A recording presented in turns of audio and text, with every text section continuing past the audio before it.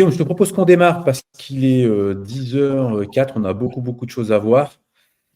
Et du coup, le temps va filer. Alors, merci à toutes et à tous de votre présence. Alors, simplement, peut-être pour introduire ce webinaire, pour nous présenter rapidement. Donc, moi, je suis Anis Bouzgui, pour celles et ceux qui ne me connaissent pas.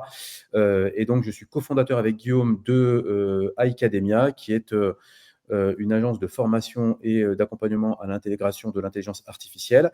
Mais j'ai également d'autres activités, notamment Airlink, dans lequel on accompagne les promoteurs immobiliers dans la 3D et le marketing de leurs programmes, et également une activité de conseil avec Opus Numéris, dans lequel on accompagne des clients plutôt de PME et grands comptes dans la mise en place de projets data et IA. Et donc pour les accompagner dans l'intégration, pareil, de l'intelligence artificielle, mais à un niveau beaucoup plus important. Guillaume. Alors, moi, Guillaume Eouzan, je suis cofondateur d'Academia avec Anis, et à côté, j'ai depuis 18 ans une agence de marketing digital, Mindfruits, et je suis auteur de pas mal de bouquins, conférencier, formateur, prof et consultant. Voilà, marketing digital et IA depuis 3 ans. Super. Donc, juste quelques mots sur iCademia pour si vous ne connaissez pas. Très simplement, sans y passer 2 heures, on accompagne aujourd'hui nos clients sur 3 grandes activités majeures. La première, c'est de l'acculturation à travers des conférences, comme on le fait à travers ce webinaire qui est juste une introduction. Le deuxième pilier, c'est l'accompagnement à la formation. On verra qu'il est extrêmement important.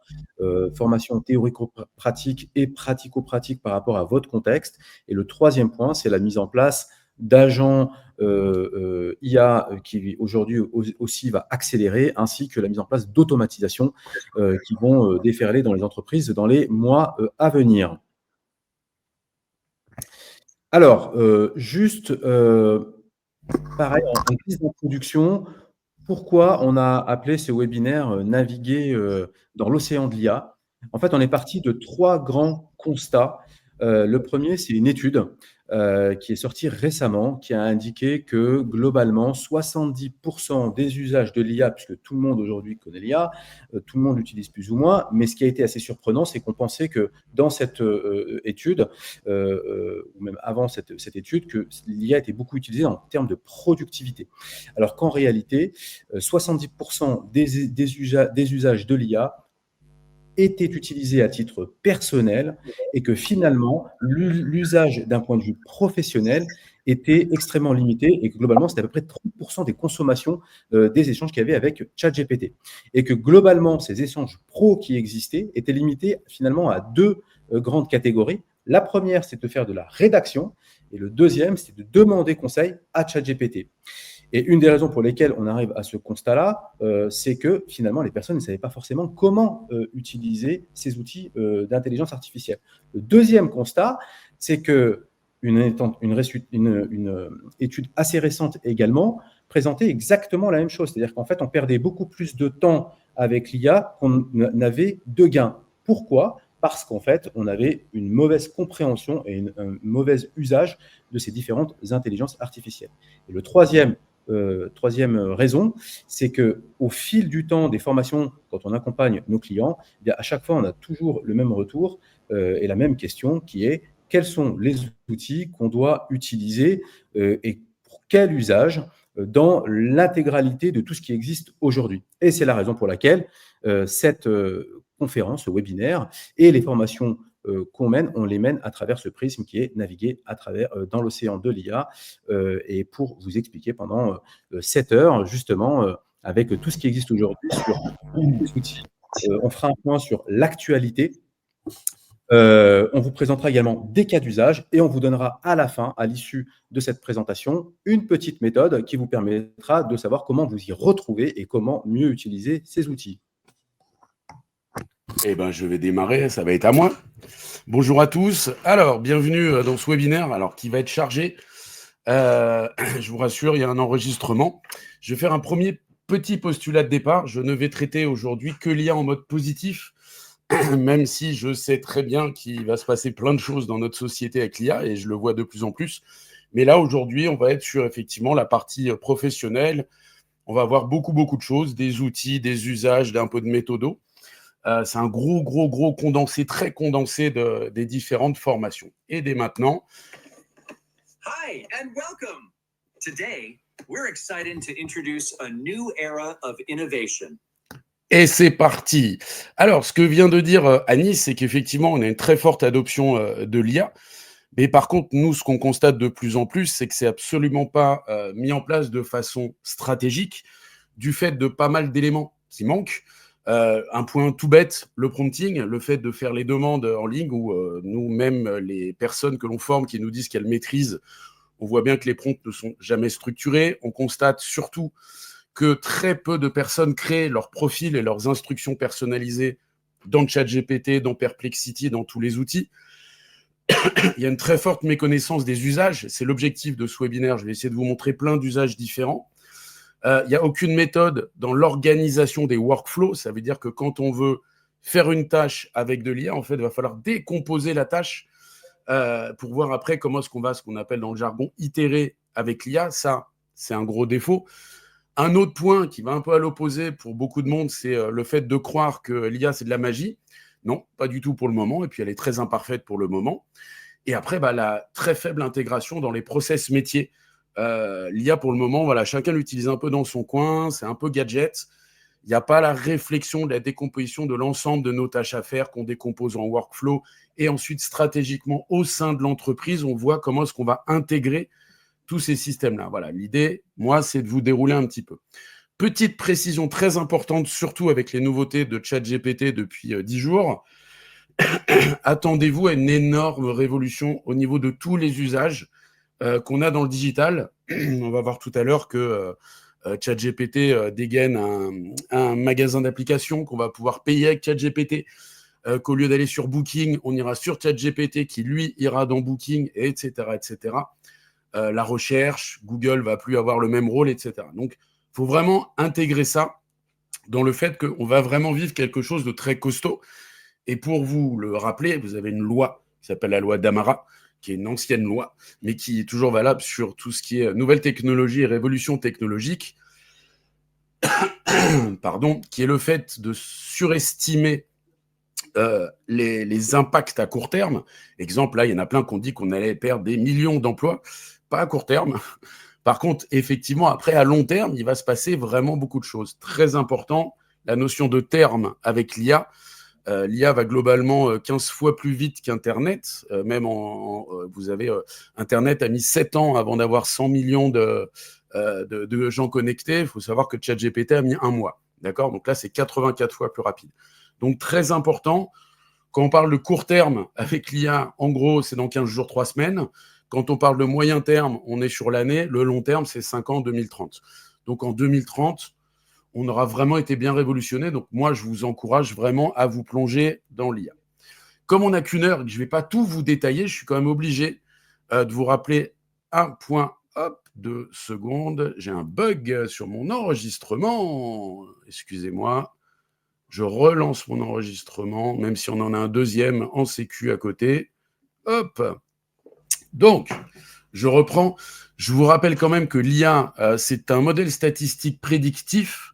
Ça veut dire que quand elle vous répond, elle n'a aucune compréhension de ce qu'elle vous dit. D'accord ? Quand vous discutez avec et que vous pensez que c'est un pote, rappelez-vous que c'est juste un modèle statistique, que toutes les IA, tous les moteurs d'IA sont différents, donc on n'aura jamais les mêmes réponses. C'est pour ça que nous, on va vous inviter à vous balader entre différentes IA. Voilà, et pour juste finaliser, je passe pas trop de temps, mais voilà, une IA ne pense pas, hein, elle calcule. Donc, gardez bien ça à l'idée, et surtout, ce qui est fondamental, ça va être de garder votre esprit critique. Quand on rédige ses prompts, on doit avoir un regard extérieur, un esprit critique, mais surtout, quand vous prenez les réponses, ne prenez pas, c'est pas des copier-coller qu'on doit faire, c'est vraiment de relire, d'affiner, d'itérer pour avoir quelque chose qui nous correspond. Il faut vraiment mettre de l'humain dedans. Si vous ne mettez pas d'humain, l'IA, franchement, c'est bien, mais c'est vraiment pas parfait. Voilà. Et là, on va attaquer dans le dur. Donc, premier point important, parce que là, on l'a rajouté comme slide, on ne l'avait pas avant, c'est de vous rappeler, par rapport à ce que je vais vous détailler après, qu'il y a 2 choses fondamentales dans les outils d'IA. On va avoir d'un côté ce qu'on appelle les grands modèles, les large language models, j'aurais pas dû mettre le E, parce que je suis en anglais. Donc, les large language models, exemple, ChatGPT, Claude, on va les voir après, Mistral, etc. Il y en a 6 ou 7 actuellement. Et ensuite, les applications IA, ça veut dire pour certains d'entre vous des sites que vous connaissez comme Gamma pour faire les PowerPoint, on va le voir. Donc tout ça, c'est des outils d'IA, des applications d'IA qui sont branchées sur les grands moteurs. D'accord ? D'où le fait aussi par moment de savoir quand vous utilisez un outil sur quelle IA elle est branchée. Je vous détaille ça maintenant.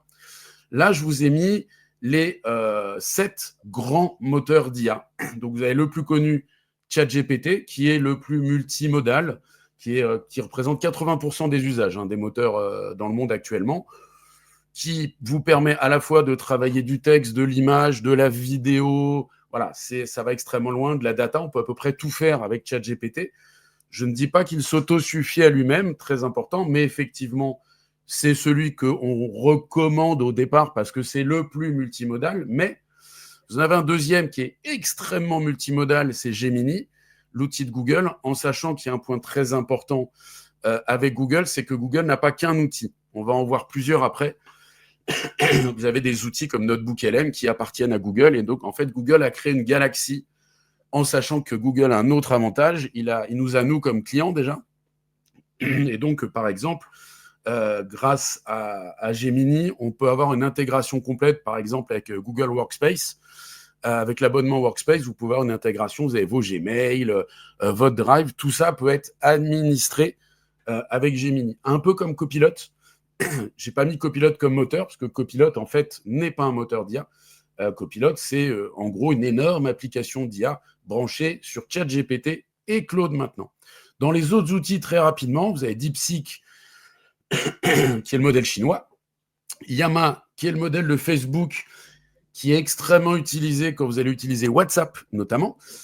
Donc, il est plugué à peu près à tous les outils de Facebook, et il a une autre spécificité d'être un modèle dit open source, c'est-à-dire que souvent, quand on veut intégrer toutes ces données et les garder en entreprise, ne pas les donner à l'IA, toutes ces données, ça veut dire qu'on va les mettre sur ce qu'on appelle, nous, un RAG. Je vous simplifie, un serveur.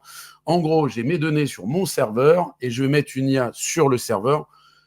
Très souvent, l'IA, c'est Llama ou une autre, l'IA française, Mistral, parce qu'elle est parfaitement RGPD. Voilà, je vous dis rapidement deux autres. Vous avez Claude, qui pour moi est une des meilleures IA pour plusieurs choses. Sur la rédaction, elle est redoutable. Sur les données, l'analyse des données, vous verrez des exemples tout à l'heure sur la création de tableaux Excel. Et sur le code. Donc pour la création de code, la création de scripts, même si vous n'êtes pas informaticien, on peut avoir des petits scripts à créer pour des outils. Je ne sais pas, si je vais dans Google, je peux avoir envie de créer un script pour me créer un Google Form. Ça me prendra 10 secondes au lieu de me prendre 2 heures. Et après, vous avez l'autre moteur qui est Grok, qui lui est le moteur de Elon Musk, qui est branché sur Twitter et qui est celui qui a le moins de limites. Sous-entendu, vous pouvez faire le plus d'âneries avec. Ils l'ont pas trop bloqué. Donc voilà, on a nos grands moteurs. Là, on n'a qu'une heure, donc je vais vous montrer plein de cas, donc je ne vous détaille pas. Mais entre nous, quand les gens nous disent qu'est-ce que je peux choisir, en ce moment, ChatGPT, Gemini sont quand même les plus complets. Et ensuite, on a la boîte à outils, parce que finalement, majoritairement, petit à petit, vous allez être obligé d'utiliser des outils. Il y en a des dizaines de milliers, au point qu'il y a un classement. Donc dans ce classement, il y a à la fois les moteurs, à la fois les outils par volume d'usage. Donc ça se base sur les connexions. Donc on a les moteurs en premier, ChatGPT, Gemini, DeepSeek, Grok. Vous voyez que le premier outil qui arrive juste après les moteurs, c'est un outil, je ne pense pas que vous le connaissiez, qui s'appelle Character.ai. Si vous avez des ados, vérifiez s'ils l'ont sur leur téléphone. C'est une appli assez pourrie de bots où on discute avec un peu tout le monde et n'importe qui. Je vous donne un exemple, j'ai discuté avec le diable. C'est assez border, voilà. Et là, on a plein d'autres outils. On va en voir, nous, une dizaine que je vais vous présenter. Pour vous retrouver dans la jungle des... pour vous retrouver dans la jungle des outils, vous avez un annuaire qui est absolument génial, qui s'appelle Exploria. Tout est classé, là, je vous ai fait une petite vidéo. Tout est classé, il est mis à jour tous les jours, et ça va vous permettre de découvrir des outils. Moi, j'y vais très souvent pour voir un petit peu les nouveautés, parce que ça change très, très souvent. Dans celui que je vous ai montré là juste avant, il faut savoir que ça, c'est celui de septembre, celui du mois de juin. Là, il y en a 50, il y en a 18 qui sont sortis et 18 qui sont rentrés. C'est ce qui vous montre la vitesse à laquelle ça va. Nous, on va se balader là après avec des cas où je vais vous montrer pas mal de petits outils, un petit peu tout cela. Mais avant, je suis obligé de vous préciser quelques trucs importants. Premier point, l'important, c'est pas d'essayer de connaître tous les usages, tout ce qu'on peut faire, ni tous les outils, mais le bon mix. Ça veut dire de savoir que pour tel type d'usage, je vais utiliser tel type d'outil. Et très souvent, on va être obligé d'utiliser plusieurs outils. Et pour ça, ça veut dire que pour vos tâches à faire, ce qui va être très important, c'est systématiquement de prendre une tâche complète, de la découper pour créer ce qu'on appelle un workflow et ensuite de voir à quel niveau on va intervenir. Je vous prends un exemple tout bête. Imaginons que je veuille créer un flyer. Je vais d'abord aller dans, par exemple, ChatGPT pour discuter avec l'IA du contenu de mon flyer, du fond de mon flyer. Et une fois que j'ai le contenu, après, je peux utiliser ChatGPT pour faire mon flyer, mais je vais pouvoir aller peut-être utiliser Canva ou alors utiliser plein d'autres outils plus adaptés par moment que ChatGPT. Premier point, on rentre dans le vif du sujet. Je vous ai gardé une petite partie avant de voir tous les usages et les outils. C'est de comprendre ce qui est la base, le dialogue avec l'IA. Vous avez un monsieur que vous connaissez tous, il s'appelle Albert Einstein, il y a une citation qui colle très bien avec nous.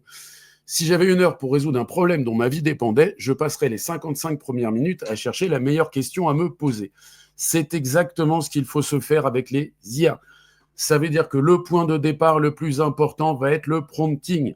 Comment vous allez rédiger votre demande et comment vous allez discuter avec l'IA.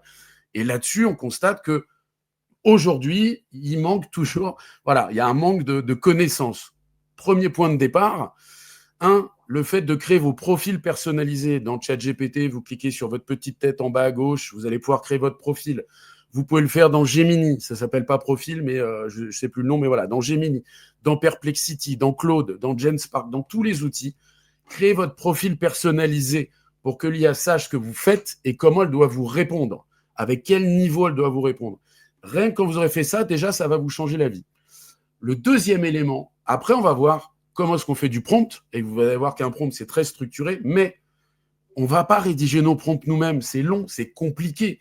Nous, on a plein d'idées, on a envie de faire quelque chose, et on va les donner, par exemple, à ChatGPT ou Gemini. On va lui dire, tu es un expert en prompt engineering, donc là déjà, il a son rôle, il sait ce qu'il va faire. On lui explique la tâche que l'on souhaite faire, et c'est lui qui va nous rédiger le prompt.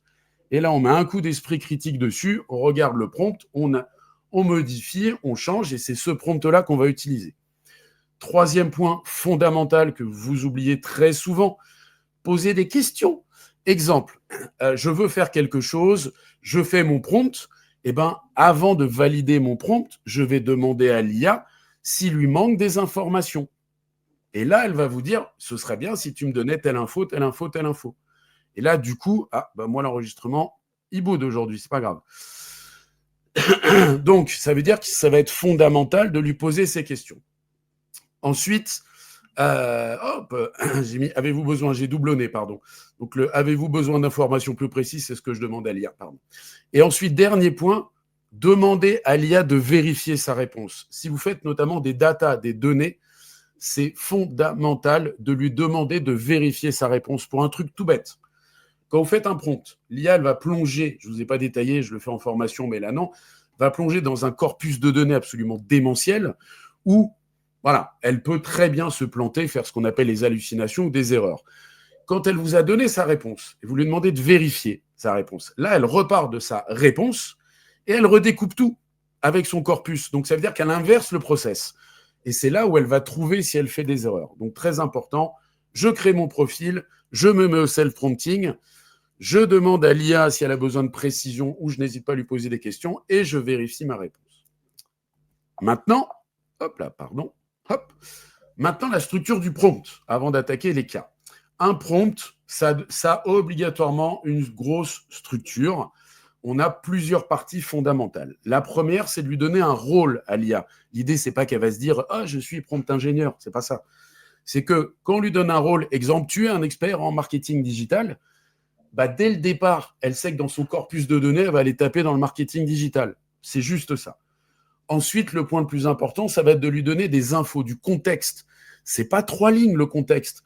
Vous avez des infos dans votre cerveau, il faut lui donner. On peut lui donner une pièce jointe comme contexte. Plus vous allez être précis et détaillé dans le contexte, plus la suite sera positive. Ensuite, vous allez lui spécifier sa tâche. Qu'est-ce qu'elle doit faire? Est-ce qu'elle va me rédiger quelque chose? Est-ce qu'elle va me calculer quelque chose, etc. Je vais lui expliquer pourquoi, je vais lui définir l'objectif.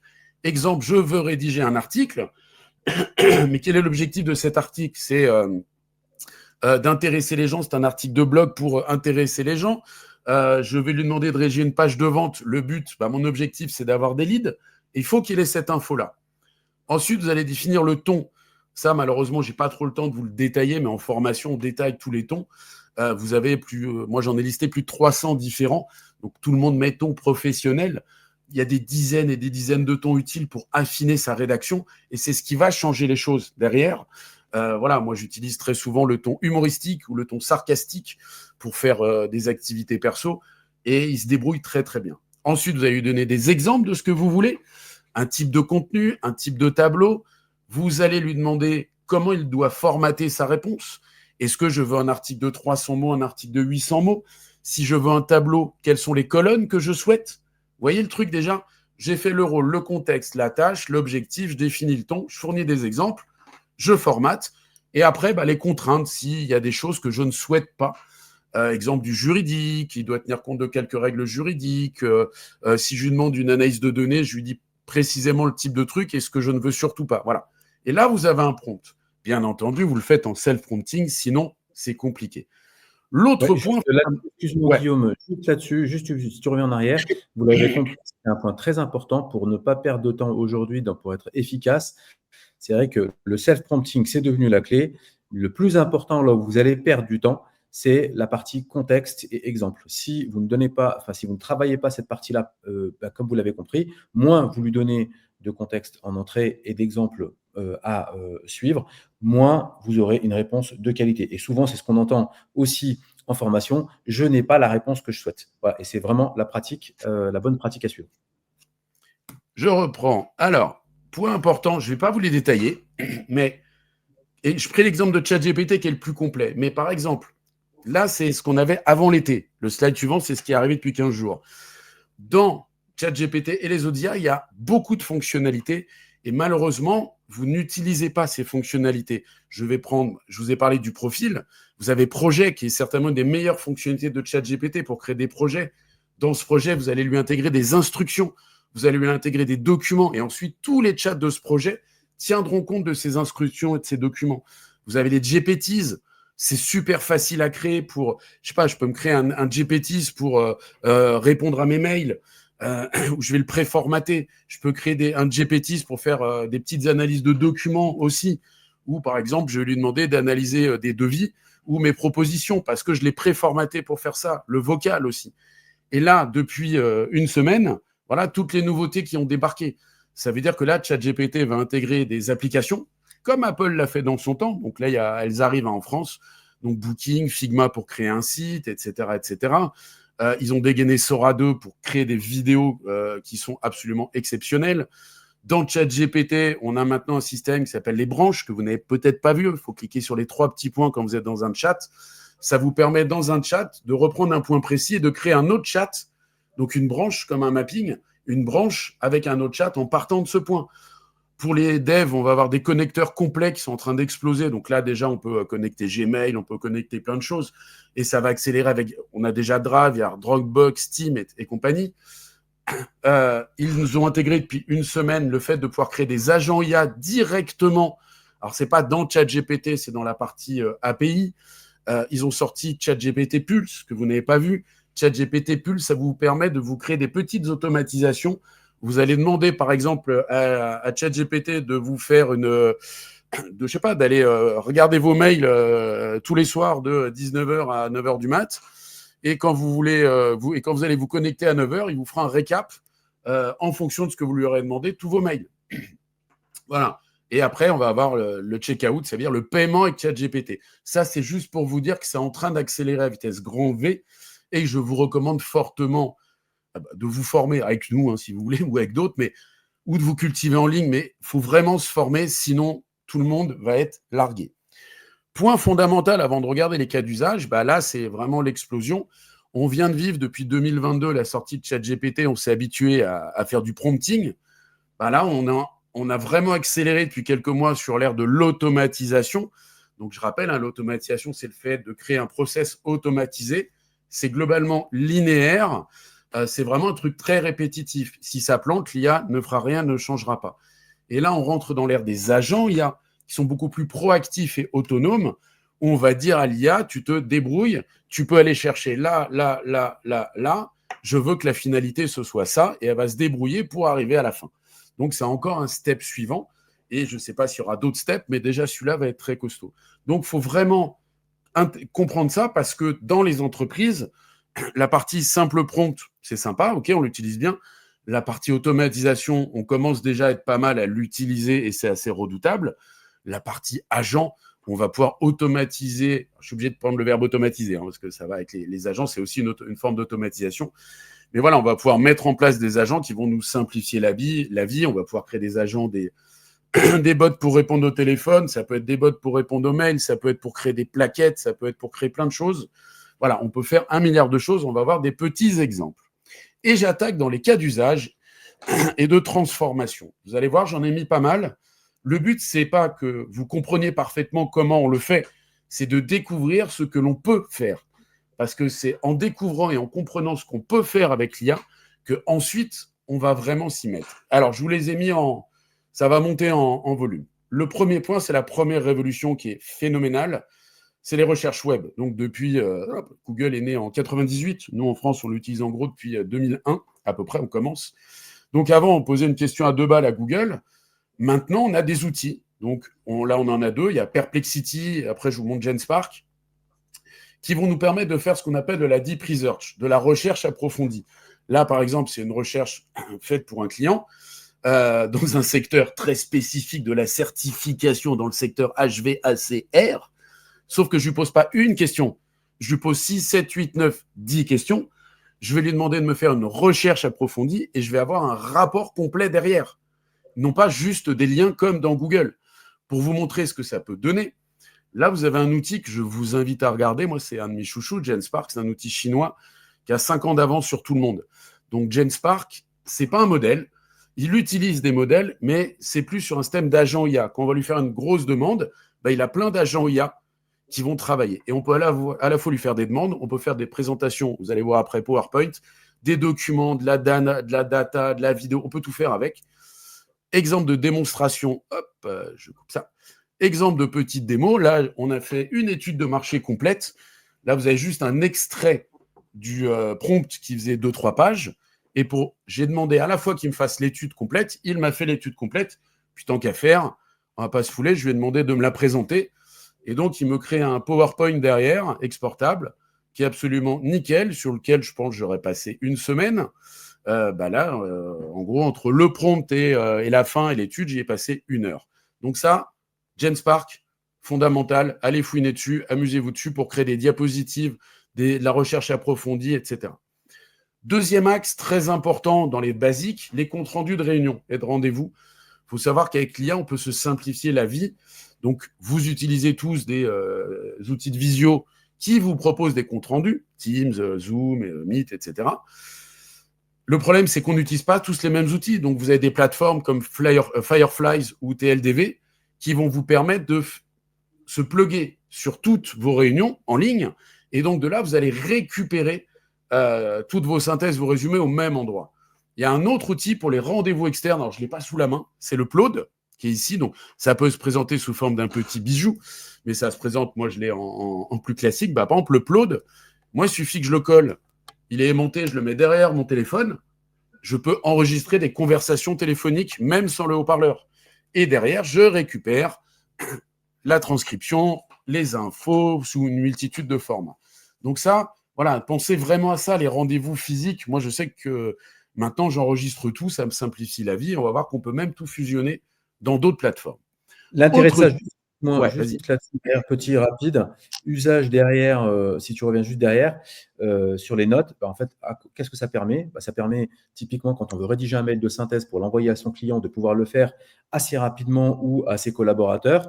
En tout cas, ça va sortir la synthèse et ça nous permet de s'appuyer dessus pour aller faire cette rédaction. Le deuxième point, c'est même pour vos propositions commerciales. Vous allez pouvoir, à l'issue d'un échange avec un client, bien évidemment, ça va devenir de plus en plus important de demander l'autorisation de savoir si on peut l'enregistrer ou pas, mais vous allez pouvoir l'utiliser comme input. On parlait tout à l'heure de contexte dans les prompts. Et ben, je vais pouvoir utiliser ce contenu comme un contenu que je vais donner à l'IA et qu'il va utiliser pour contextualiser la réponse que je vais attendre en sortie. L'autre point, ça peut être aussi des contenus qu'on va vouloir utiliser pour potentiellement également, si vous êtes dans certains cas de conflit, par exemple avec votre client ou en interne, c'est quelque chose que vous avez oublié d'aller retrouver l'ensemble des données, puisque vous allez retrouver l'ensemble des transcriptions. Donc, il y a un certain nombre de bénéfices et d'avantages, que ce soit en visio ou directement avec Claude, comme tu l'as dit, en réunion physique offline. Ensuite, présentation d'un des outils les plus fantastiques qui existent, Notebook LM. C'est Google, Notebook LM. L'idée de Notebook LM au départ, c'est de vous créer à chaque fois que vous créez un notebook, là, cas réunion, duo machin, etc., vous allez lui donner un corpus de données. Ce corpus de données est présenté sous une multitude de formes, à la fois des documents, mais on peut aussi lui mettre des vidéos YouTube, des sites internet, etc., etc. Et vous allez pouvoir interagir ensuite avec ce corpus de données en faisant un très, très grand nombre d'éléments. Là, je vous ai fait une petite démo. Je prends des comptes rendus de réunion.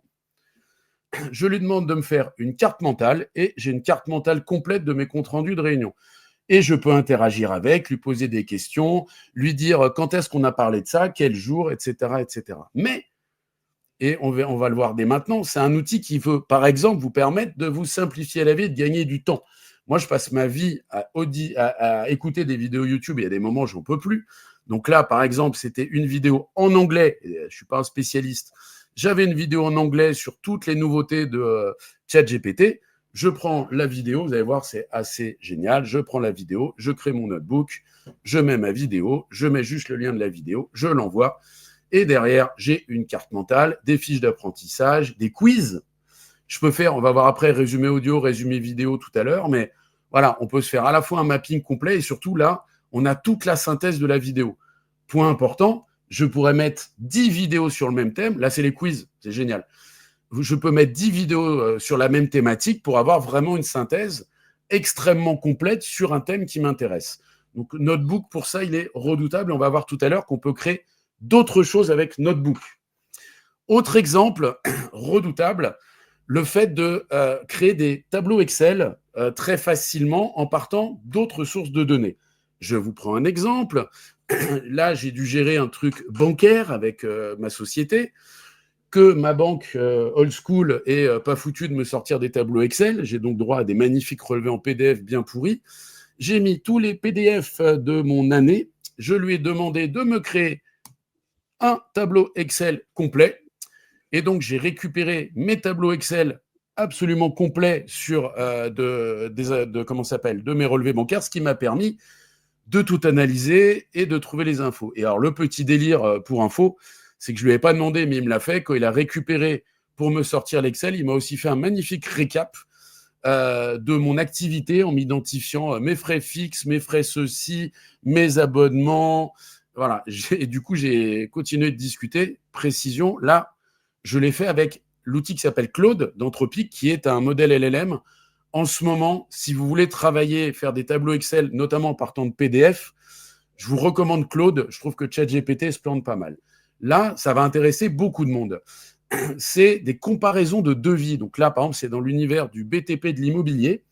On a travaillé avec un client là-dessus. Sur lui, il reçoit des devis, donc quand il fait un appel d'offres, donc ces devis sont en PDF. Le tableau, par contre, est à peu près structuré de la même façon, mais souvent, par exemple, il y a des annotations à la main dessus de la part des artisans.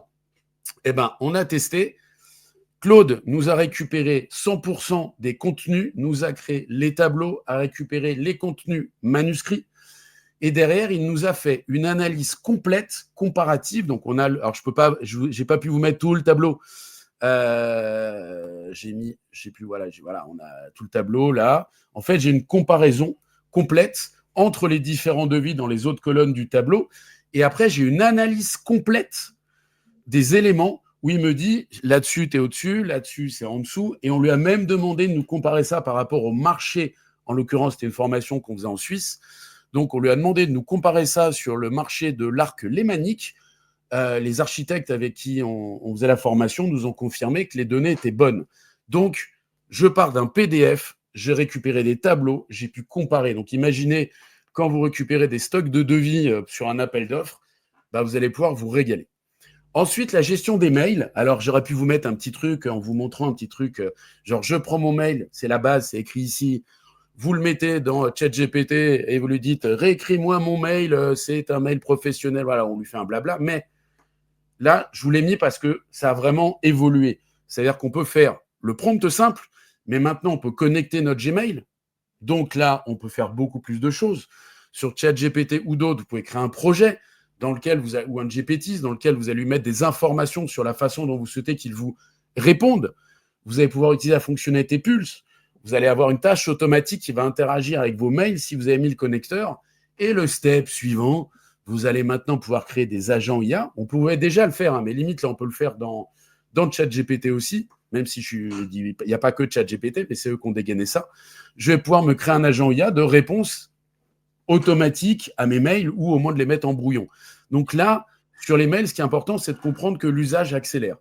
Petit tips, ce slide, il est fait par Napkin, N-A-P-K-I-N, qui est écrit ici, qui est un outil absolument génial. Tu veux dire quelque chose, Anis? Oui, juste là-dessus, j'ai eu une demande d'un client qui me dit, moi, je reçois 100 mails.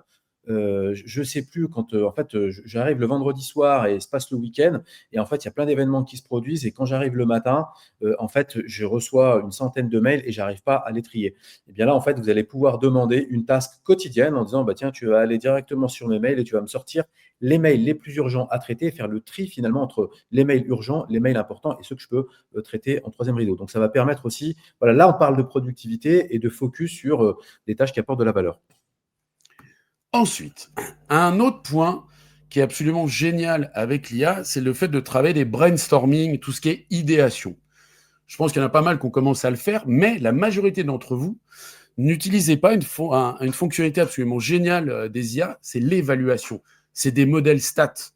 Donc, quand on lui demande d'évaluer, vous allez voir après, c'est redoutable. Là, je me suis amusé, j'ai fait un brainstorm 45 minutes qui avait pour objectif de réfléchir et de travailler sur des slogans, d'accord, sur des accroches pour nous. Ça, c'est juste le tableau d'évaluation. Ça veut dire que d'abord, on a eu des discussions avec mon petit chaton. Donc, j'ai discuté avec mon chaton, on a fait un brainstorm, je lui ai donné les sites internet, je lui ai donné des informations, mon contexte, etc. Il m'a créé une série de slogans. Bah, moi, même avant d'aller mettre mon nez dedans, je lui ai demandé d'auto-évaluer ces slogans. Et il m'a auto-évalué ces slogans, ces accroches. Bah, après, je mets mon cerveau dessus. Là, c'est pas compliqué parce que c'est des slogans, on les lit facilement. Mais par exemple, si je fais un brainstorm où les rendus sont plus costauds, bah, le fait de lui demander d'évaluer va vous faire gagner beaucoup de temps dans votre analyse derrière. Donc, pensez toujours à lui demander d'évaluer les éléments quand vous faites notamment un brainstorming. Autre idée, faisabilité, faire de l'analyse de données, du reporting. Là, je l'ai fait avec Genspark. Je lui donne un tableau Excel de pas mal de milliers de lignes. Et derrière, bah, vous voyez, c'était une campagne Google Ads. Derrière, j'ai une analyse complète qui a été faite automatiquement. J'ai fait un prompt, enfin, j'ai fait du self-prompting pour avoir un prompt structuré. J'ai fait le prompt et derrière, j'ai cette présentation. Donc ça, c'est Genspark, reporting de données. Autre usage que vous n'utilisez pas qui est transcendantal, la fonctionnalité vocale. Vous pouvez, par exemple, je vais prendre mon exemple. Moi, je suis une brêle en négociation. Ce n'est pas mon truc du tout. J'ai besoin d'être coaché. Là, on a fait un cas où on a un client mécontent. C'est pour un de nos clients sur les certifications. On a un client qui est mécontent, il n'a pas eu sa certification. Donc, j'ai préparé un cas réel. Je l'ai mis dans ChatGPT et j'ai dit à ChatGPT, tu vas m'entraîner à la négociation. Je vous mets juste les 20 premières secondes. Vous allez voir ce qui m'arrive. Je vais me faire démonter par l'IA. Bonjour, monsieur Lefebvre, et merci d'avoir accepté ce rendez-vous. Je comprends votre déception. Moi, je vous propose qu'on reprenne ensemble pour voir comment avancer de manière constructive. Très bien. mais soyez direct avec moi. Pourquoi on découvre ce critère maintenant après l'audit? Vous croyez vraiment que c'est sérieux comme méthode? Donc là, voilà, la suite de la discussion, je me fais bien bouler. Très important, c'est que toute la discussion, elle est enregistrée. Donc ensuite, vous la retrouvez dans le chat. Et derrière, on peut utiliser l'IA pour nous faire des recommandations, pour s'améliorer. Alors en égo, mais ça peut être en coaching, de ce que vous voulez, hein, n'importe quel secteur. Et vous allez voir que si vous avez bien travaillé, notamment un projet, on arrive à faire des choses vraiment très puissantes. Petit tips pour ceux qui avaient déjà testé il y a quelques semaines ou quelques mois. Avant, on ne pouvait pas utiliser la fonction vocale où on voulait. Maintenant, on peut la démarrer aussi dans un projet notamment. Autre point, tout ce qui est sales, tout ce qui est prospection, tout ce qui est par moment, ce qui prend du temps. Par exemple, on peut créer ce qu'on appelle, donc les GPTs, c'est ici. Donc là, je me suis amusé à créer un GPTs de scoring de prospects. Donc, je vais vous montrer le contenu. Donc, hop, je vais vous dévoiler les secrets. Donc voilà, le secret, c'est que j'ai travaillé avec l'IA tout un système d'instruction, d'analyse. Donc, il va aller me récupérer, dès que je lui mets le nom d'une entreprise, il va me récupérer les infos, les bons contacts LinkedIn en lien avec mon activité, me faire des propositions de mail, me faire des propositions d'accroche sur LinkedIn et me faire aussi tout ce qui est ICP, Intent et compagnie. Vous voyez que c'est très, très long, mais ça va me permettre pour chaque société d'aller plus vite dans ma prospection, dans ma réflexion de prospection. Ensuite, autre truc que l'on peut faire, moi j'adore, je suis issu du digital, donc marketing, communication digitale, faire de l'analyse de site internet, c'est tout bête. Là, par exemple, j'ai fait un gros prompt, je lui ai demandé d'aller analyser, je ne sais même plus quel site j'avais mis, d'aller analyser un site internet. Et là, c'est le prompt. Voilà.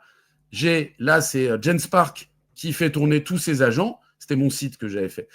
Et voilà, il me sort une étude complète, mais comme je suis feignant, je veux qu'il me la fasse en presse. Donc derrière, je lui ai demandé de me préparer une présentation. Et j'ai un audit très complet de mon site. Vous voyez, la blog embryonnaire, il est plus qu'embryonnaire. Je n'ai pas mis un seul article. Absence de lead magnet parce que je ne suis pas bon vendeur et que j'oublie de mettre plein de choses comme ça. Vous pouvez analyser votre site, mais par exemple, il y a un truc génial que moi je fais. Je prends les 4-5 concurrents d'un de mes clients et je vais analyser les pages d'accueil ou des pages spécifiques et je lui demande de faire une étude concurrentielle des pages des concurrents. Ensuite, je vais prendre la page de mon client, je vais le mettre et je vais lui demander de me faire une analyse comparée. Et ensuite, de me réécrire les pages de mon site, etc., etc. Donc ça, pareil, Genspark, mais vous pouvez le faire avec ChatGPT, vous pouvez le faire avec plein d'autres sites. Je continue sur les sites. Donc, je ne sais pas si vous connaissez Gamma. Gamma, c'est un outil à la base pour créer des PowerPoints. Donc, on peut créer des PowerPoints avec, mais on peut faire des trucs très sympas aussi. Petite démo, créer. Et là, en fait, au lieu de créer un PowerPoint, je lui mets l'URL de mon site Internet. Il va aller analyser l'URL de mon site. Là, il a récupéré tout le contenu. Là, il y a une partie prompting. Je vais lui mettre un prompt. Vous allez voir que j'ai été feignant. Hop, que j'ai fait avec ChatGPT. Je lui mets mon prompt. Je choisis, je lui dis, vas-y, lâche-toi. Alors, je ne sais plus si je lui demandais de détailler la page. Voilà, je lui demande un contenu détaillé. J'aurais pu lui demander de générer encore plus. Là, on va laisser dérouler. Et il prend ma page. Là, je prends le modèle image que j'ai envie. Je lui demande de générer. Et là, il va me régénérer. Là, en l'occurrence, c'est la page d'accueil de mon site. Je ne m'occupe pas des couleurs. Moi, c'était le contenu qui m'intéressait. Et il me fait une proposition extrêmement complète, top, et limite beaucoup mieux que la page de mon site actuel. Si j'ai un peu de temps, il faudrait peut-être que je reprenne ça. Donc ça, voilà, vous allez pouvoir modifier plein de choses après. Je précise que tout ça, c'est modifiable, exportable, etc. Donc ça, c'est Gamma. Vous avez plein d'outils maintenant pour créer les PowerPoint, mais Gamma, on peut créer vraiment beaucoup de choses avec.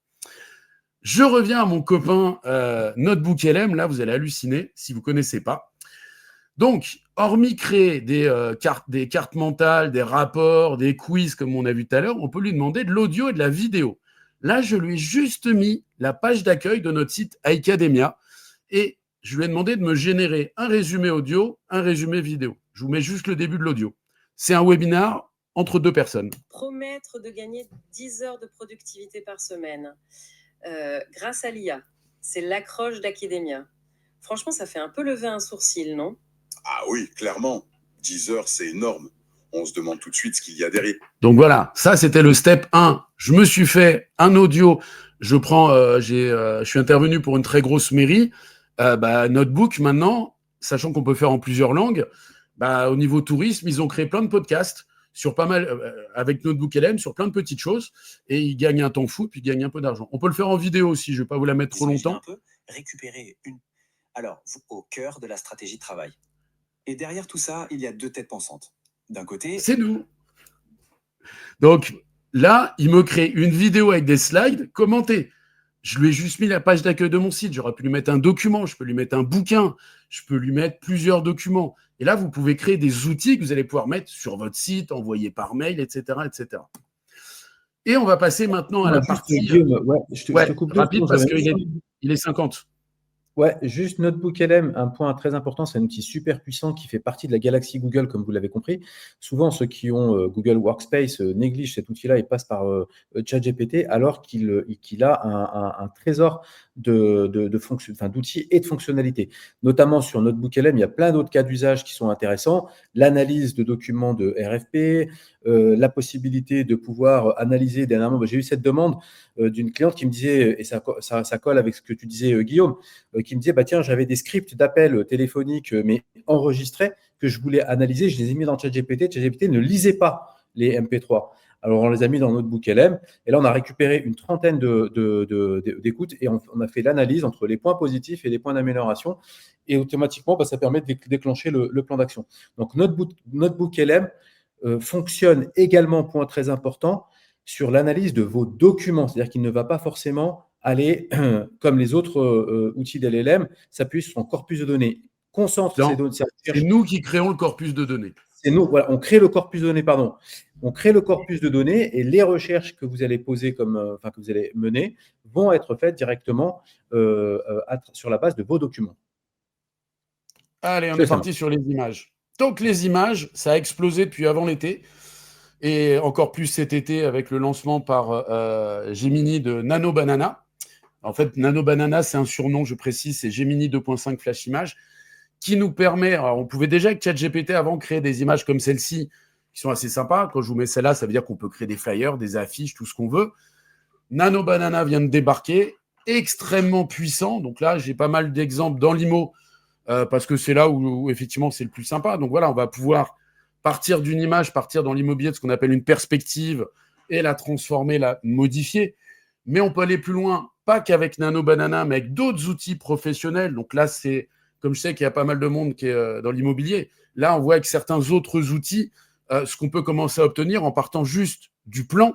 On va pouvoir petit à petit monter en gamme et avoir quelque chose de beaucoup plus précis, beaucoup plus détaillé. C'est pas encore parfait, mais là, par exemple, sur ça qu'on a travaillé avec un gros groupe immobilier, on est parti de ça, quoi. De ça pour aller là, puis là, puis là. Il y a un bout de Nano Banana, il y a un bout d'autres outils plus professionnels dédiés à l'univers de l'IMO, de l'architecture. Si vous voulez qu'on en parle après, on pourra en parler après. C'est surtout Anis qui est là-dessus. Mais il faut comprendre que vraiment, au niveau image, on peut aller très loin. Exemple, la création de vidéos à partir d'images. J'ai deux perspectives. Intérieur, terrasse. Là, j'ai la fenêtre qui est ouverte. Voilà, j'ai une vidéo nickel. C'est court, mais par contre, vous comprenez ce qu'on peut arriver à faire. Donc ça, c'était fait avec Luma, mais on peut le faire avec plein d'outils maintenant. Ça veut dire on peut aller beaucoup plus loin. Là, par exemple, je veux faire une pub en ligne, j'ai besoin de vidéos. Je vais faire 2-3 vidéos de ce type, je vais les coller les unes aux autres. Et après, on va monter en gamme. Vous avez Google qui a sorti VO3 récemment. Et voilà ce qu'on peut faire avec VO3. Ça, c'est 100% IA. Tout ce que la personne va dire, c'est nous qui lui avons demandé de le dire. Bonjour à tous, je suis ravi de vous présenter notre nouveau programme immobilier, l'Envolée. Voilà, là, on est sur une presse d'un programme IMO. C'est une IA. Le gars est une IA, c'est un avatar. On lui a demandé de mettre de la montagne derrière. On lui a demandé de mettre l'image du programme. On a ça derrière. Ça veut dire que pareil, on peut faire tout ce qui va être communication, publicité, vidéo pour notre site. On peut vraiment aujourd'hui, et ça, on part avec un texte. C'est juste un prompt. D'accord ? On peut mettre aussi des images, mais à la base, on part d'un prompt. Et on peut aller au step suivant, c'est que là, ce monsieur-là est un avatar. Mais on peut aussi prendre Anis et transformer Anis. Donc là, par exemple, c'est une vidéo avec VO3. Alors, par contre, le truc, c'est que ça l'a vachement rajeuni. This AI can analyze property data and generate compelling descriptions C'est in sympa. seconds. Donc, c'est à la fois Anis et l'outil Stylet qu'ils ont développé, qui est un outil d'IA super utile pour tout ce qui va être IMO et transformation, ce qu'on vient, entre guillemets, de voir avant, là, que je vous ai montré. Voilà. Avec Stylet, on va sur ces univers-là. Bonjour. This AI Je me rapproche de la fin. Là, d'autres outils. Donc, vous avez deux outils, un qui s'appelle Agen, qui va être pour travailler tout ce qui est vidéo, notamment d'avatar, et Eleven's Lab, qui va être combiné avec Agen pour le travail de la voix. Donc là, par exemple, c'est une demande que j'ai eue d'une grosse entreprise. Donc là, je suis parti que de la photo de Pascal, qui est le PDG d'un gros groupe, et qui devait d'un seul coup devoir parler un grand nombre de langues. Bonjour et bienvenue en France. Toute l'équipe de Plaçons France et moi-même sommes ravis d'accueillir cette conférence groupe à Paris. Hello and welcome to France. The entire Plaçons France team and I are delighted to host this group conference in Paris. Shalom ubrujim abahim letzarfat kol tsevet Plaçons France vean. Voilà, pardon, etc. Ils parlent 15 langues dans la vidéo, puisqu'ils ont 15 pays. Voilà, je dis pas que j'y ai passé 5 minutes, j'y ai passé quelques heures parce que je ramais sur certains petits points. Mais voilà, les lèvres sont nickel, j'aurais pu lui faire un speech complet, etc. Et je peux le faire multilingue. Super important, par exemple, moi qui suis nul en anglais, ça sous-entend que je pourrais commencer à animer directement, à créer des vidéos aussi en anglais. Autre usage démentiel, puisque là, c'est un peu le jeu. Vous allez sur un outil outil de Google qui s'appelle Google AI Studio et vous allez transformer Google AI Studio en prof formateur. J'ai besoin de ton aide. Je bloque 2 secondes. Là, je lui partage mon écran. J'active mon micro et je suis en train de monter. Là, c'est un outil qui s'appelle Make. Je suis en train de monter une automatisation et j'ai un problème. Je ne comprends pas pourquoi ça ne marche pas. Je lui dis, hop, pardon. J'ai besoin de ton aide pour créer une automatisation pour me permettre de créer une newsletter basée sur ma veille que j'ai sur Raindrop. D'accord. D'après ce que je vois dans la vidéo, il y a une automatisation qui part de Raindrop.io, passe par un parseur de texte, puis par un routeur, et enfin utilise OpenAI et Google Sheets. Est-ce que tu pourrais me dire ce que tu aimerais changer ou améliorer dans ce processus? Et là, en fait, il suffit que je lui explique. Je peux aussi lui montrer à l'écran. Exemple, je vais ouvrir ChatGPT en montrant qu'il y a une croix rouge et qu'il y a un problème. Il va lire le problème, il va m'expliquer, me donner la solution. Donc là, on est dans un niveau... Voilà, vous pouvez le faire avec tous les outils, tous les logiciels, 1 milliard de choses. Vous faites une recette de cuisine, vous lui partagez, il va vous dire ce qui colle et ce qui ne colle pas. Donc ça, pareil, c'est un usage que les gens ne connaissent pas de Google AI Studio, parce que les gens l'utilisent plutôt de façon assez classique. J'arrive dans les derniers steps sur les agents IA. Donc, il faut savoir que ChatGPT a déjà intégré le mode agent. Vous pouvez le sélectionner. Là, je suis dans un chat de ChatGPT qui va nous permettre déjà de faire des choses très approfondies. Mais depuis une semaine à peu près, quand on va dans ce qu'on appelle la plateforme OpenAI, donc dans la partie Builder API, on peut développer des agents. Assez simples pour le moment, mais on peut créer ses propres agents assez facilement. Je ne dis pas que c'est les top agents IA, mais déjà, on peut commencer à créer ses propres agents automatisation. Mais je vais être franc avec vous, pour le moment, le step vraiment pour les agents, ça va un peu plus loin. Et en général, on passe par d'autres types d'outils. Donc là, je vous montre un exemple d'agent. Donc, on va le faire avec N8N. C'est le fait de créer, par exemple, là, en l'occurrence, c'était pour de l'immobilier, pour un programme immobilier. On est parti de la plaquette, juste la plaquette détaillée du programme immobilier. On la met dans Google Drive. Et de là, on a nos agents IA, je vous allez voir la forme après, qui vont nous créer email personnalisé, calendrier éditorial, les publications, la landing page pour les ads, nos pubs ads, nos SMS ciblés. Ça, voilà, ça ressemble à ça. Ça fait un peu peur. Donc, vous avez des outils, vous avez N8N, il y en a d'autres, pour créer, développer les agents. Ça, je sais que tout le monde, moi le premier, je ne le fais pas. Je vous le dis tout de suite, les agents comme ça, ce n'est pas ma tasse de thé. Complexe. Anis se débrouille beaucoup mieux. Et puis, on a pas mal de monde qui se débrouille très bien. Mais c'est avec ça qu'on va effectivement accélérer en entreprise. C'est ça qui est fondamental, de comprendre que ça existe et que ce n'est pas si compliqué à mettre en place. Et par contre, en termes de gain de productivité et de rentabilité, ça va extrêmement vite. Et j'en arrive presque à la conclusion en vous rappelant que nous parlons d'IA, mais que d'ici 2-3 ans, nous allons parler d'autre chose. Voilà, de la robotique. Donc, c'est pour vous dire, bougez, accélérez, prenez la main absolument. Même si, moi, ça me fait peur aussi, l'IA. Je sais très bien que ça va causer pas mal de choses sur l'emploi, sur l'éducation, je le sais. Mais on est un petit peu bloqué, un petit peu obligé. Et du coup, comme j'arrive à la fin, je vais repasser la main à Anis pour développer ce que nous, on propose derrière. Merci Guillaume, toujours aussi excellent dans comment dire, les présentations. Et puis c'est un petit peu, je dirais, un teaser de ce qu'on déploie aujourd'hui en entreprise. Donc merci pour ton intervention. Et effectivement, vous l'avez vu, durant toute la présentation, on a présenté beaucoup d'outils, on a présenté plusieurs cas d'usage, mais on vous a dit aussi dès le départ que pour vous y retrouver, vous aviez déjà un annuaire dans lequel vous pouvez aller suivre directement les différents outils. Et ce qu'on voulait vous donner à la fin de ce webinaire, c'est une petite méthode qui va vous permettre de vous y retrouver dans cet océan de l'intelligence artificielle. Et cette méthode, on l'a appelée Navire, puisqu'on cherche à naviguer dans cet océan. Alors, le premier pilier pour pouvoir vous y retrouver, parce que c'est souvent la question qu'on nous pose, la première chose, c'est d'abord de vous former, vous l'avez compris, pour comprendre comment fonctionnent ces machines, parce que ça reste des machines. Donc, il faut absolument que vous, en interne, vous-même ou avec vos collaborateurs, vous puissiez passer par l'étape formation, comprendre ces différents LLM, les différents outils, bref, tout ce qu'on a pu voir ici pendant la présentation. Le deuxième point, c'est d'appliquer. C'est d'abord de ne pas vouloir faire Star Wars avec tous ces outils, mais c'est de tester et d'y aller pas à pas, en mettant les mains dans le cambouis. Parce que souvent, la première chose quand on rencontre des clients, c'est de nous dire, eh bien, nous, en fait, on veut tout automatiser. Oui, mais d'abord, vous avez qui est formé dans l'entreprise? Personne. D'accord. Bon, on va commencer par le départ. On va former les personnes. On va commencer par tester cas par cas. Et on va prendre un outil.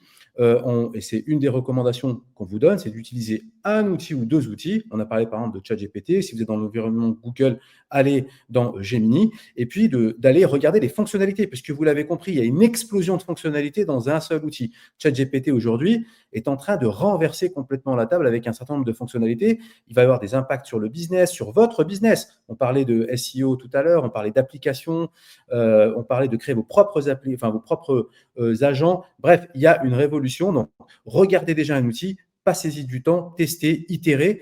Même pour les prompts, c'est à force d'itération qu'on arrive à un résultat. Troisième point, c'est la veille. Ce qu'on vous conseille de faire, c'est, comme ça va très très vite, honnêtement, même nous, on est noyé par le volume d'informations, c'est en fait de pouvoir avoir une petite veille. Cette veille, vous pouvez la faire à travers Google Actualité, par exemple, pour faire très très simple. Vous pouvez aller sur LinkedIn, vous connecter à 2-3 influenceurs qui font aujourd'hui du suivi sur justement les différents outils. Et ça vous permet quand même de toujours être à la page et de comprendre ce qui est en train de se produire et de regarder ce que ça peut vouloir dire pour vous. Alors justement, on va vous proposer une plateforme de veille bientôt. Le quatrième pilier, c'est l'intégration dans votre entreprise. Et donc, ce qu'on vous conseille de faire, parce qu'effectivement, comme ça va vite, comme il y a beaucoup d'informations, comme il y a beaucoup d'outils, ce qu'on vous conseille, c'est de trouver un référent IA qui, lui, va avoir en charge justement d'aller comprendre cette actualité, de la synthétiser, de la diffuser en entreprise et d'avoir des outils, les outils que vous avez choisis, de pouvoir aller un cran plus loin quand vous avez passé certaines étapes. Troisième point, d'aller tester des nouveaux outils. Et c'est ce référent qui va pouvoir diffuser la bonne parole et de regarder également en fonction de tous ces outils, qu'est-ce qui peut être intéressant dans votre entreprise. Et le dernier point, c'est qu'on a parlé d'automatisation. Effectivement, avant de vouloir passer à l'automatisation, il faut d'abord réfléchir. Et réfléchir à quoi? Eh bien, en fait, aux différents process qu'on va passer en automatisation dans l'entreprise. Et ces différents process, d'abord, il faut se concentrer sur certaines tâches. Quelles sont ces tâches? Ce sont des tâches qui sont souvent chronophages, qui sont souvent répétitives et qui sont souvent à faible valeur ajoutée. Et donc, ça suppose qu'en entreprise, vous puissiez vous poser à travers des petits workshops internes et de vous dire, tiens, ce sujet-là, je souhaiterais l'automatiser et donc d'auditer les différents processus, de les évaluer et ensuite, après avoir fait ce premier travail, on peut regarder étape par étape quels sont les process qu'on peut automatiser. On en a vu quelques-uns. Par exemple, on discute avec un client effectivement qui dit tiens, moi je vais automatiser la comparaison de mes devis. Et bien voilà, donc on va décomposer l'ensemble de la tâche ensuite, on va réfléchir plus en profondeur parce que même si ça reste des tâches qui semblent à faible valeur ajoutée, qui paraissent simples, elles ne sont pas forcément si simples que cela à automatiser. contrairement à l'idée qu'on pourrait s'en faire. L'IA n'est pas magique, ces outils d'automatisation ne sont pas forcément magiques. Même des petites automatisations peuvent nécessiter quand même du temps. Voilà, donc cette méthode, on l'appelle Navire, et puis on vous enverra les différents éléments pour que vous puissiez les conserver en tête, mais ce sont les 5 piliers. Et on en a à peu près fini. Je vous remercie de mon côté pour votre écoute attentive. J'espère que vous n'aurez pas besoin d'aspirine, et n'oubliez pas, vous aurez la vidéo et les slides aussi. Et Anis, tu veux parler des formations ? Oui, juste un petit mot sur, justement, vous l'avez compris, la première étape, c'est se former. Donc nous, aujourd'hui, on accompagne les clients de différentes manières, je l'avais dit au début, juste pour rappel. Alors, on peut faire des sessions d'acculturation pour l'ensemble de vos collaborateurs ou pour vous-même. On fait des formations également. En général, on les fait sur 2 jours et honnêtement, c'est pas comment dire, du luxe que d'avoir ces 2 journées, mais on peut les faire de manière beaucoup plus courte. On a ces demandes-là de faire sur une seule journée. On s'adapte également sur le format. Donc, on peut le faire en présentiel, en distanciel, en hybride. Le tout, c'est qu'on arrive à discuter avec vous en amont de ces sujets. Également, le contenu de nos formations et la façon dont on travaille, c'est qu'on fait de la formation théorico-pratique sur ce que vous avez pu voir aujourd'hui en allant beaucoup plus loin, mais également sur les cas pratiques, parce que ça, c'est le point le plus important. On travaille sur mesure. Voilà, on fait de la formation sur mesure sur vos contenus, sur vos cas d'usage. Et ça, c'est aussi important. C'est-à-dire qu'on fait un peu d'ingénierie de formation en amont pour identifier un peu les cas d'usage. Vous demandez quels sont les contenus que vous avez un peu en amont à préparer. Et le jour de la formation, du coup, vous travaillez sur vos données. Voilà, donc pour nous joindre, soit vous pouvez prendre un rendez-vous avec le lien Calendly qu'on vous enverra directement par mail ou directement par email anis@icademia.fr avec mon numéro de téléphone. Dans tous les cas de figure, sur la prochaine étape, on vous enverra, comme l'a dit Guillaume, le webinaire, la présentation. Et puis, n'hésitez pas à ce qu'on puisse prendre rendez-vous ensemble. On reviendra vers vous d'ailleurs pour vous proposer également. Ouais, n'hésitez pas. Moi, je suis très LinkedIn. Hein, s'il y a des questions aussi, c'est sur LinkedIn avec Guillaume et Ouzan. Vous me trouvez facilement. Et j'espère que ce que je vous ai raconté, même si c'était speed, vous a intéressé, que vous avez appris plein de choses. C'était le but. Voilà, je ne sais pas s'il y a des petites questions, même si on a dépassé le temps, s'il y a 1 ou 2 questions qu'on peut prendre directement. Parce qu'il est midi et je pense qu'il commence à faire faim. Non, eh bien écoutez, un grand merci à vous. On vous envoie tout ça et on espère que vous allez pouvoir justement commencer à embarquer et naviguer dans cet océan de l'IA avec les différentes informations et la petite méthodologie qu'on vous a apportée. Un très grand merci à tout le monde. À très bientôt tout le monde. Au revoir tout le monde. Bonne app. Au revoir. Et bon week-end.